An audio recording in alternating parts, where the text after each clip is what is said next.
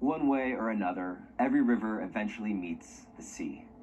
The Jordan River begins at the base of Mount Hermon, where the Transfiguration took place, then continues down into the Sea of Galilee, where Jesus walked on water. Told you we'd get there. Empties out from the Galilee to pass by Samaria, where Christ first publicly revealed his identity as Messiah to the woman at the well, and then carries on through Judea, where John baptized Jesus in its waters, and at last meets its final destination here, the Dead Sea. You ever hear of someone hitting rock bottom? Well, technically, this is it.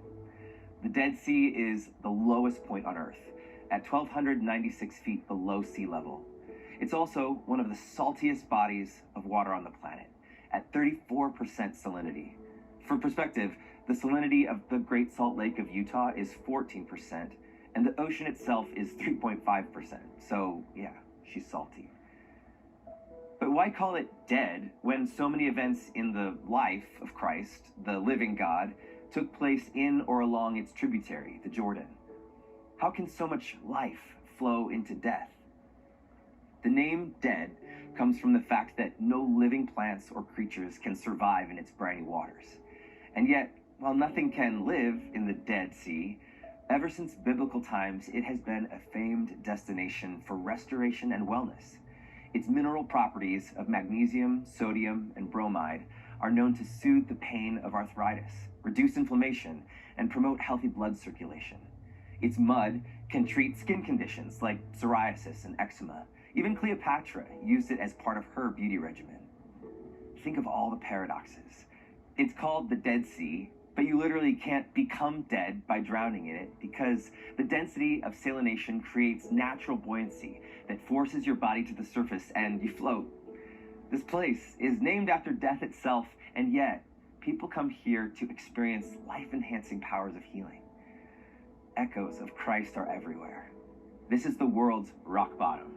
And what could be a lower entry into society than an infant taking his first breath in a smelly hovel meant to house beasts of burden? And yet, he was royalty of the highest elevation. Salt in an open wound is a searing pain, but ultimately cleanses it. Jesus grew up into a man who suffered searing pain on the cross, which ultimately led to the cleansing of our sins. The Dead Sea is Christmas, a roiling ocean of contradictions. Maybe you felt it too. The bright festivities of the season bring you joy, existing side by side with the pang of sorrow for a loved one who won't be there this year for the first time, or the 50th. Resounding carols blast from speakers in every retail store, radio station, and church service, but they feel dissonant, out of step with a heaviness in your spirit you can't name, or you can. Either way, it hurts.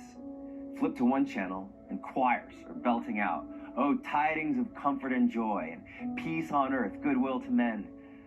Flip to the next channel and find news that there is no peace on earth, no sign of goodwill among mankind.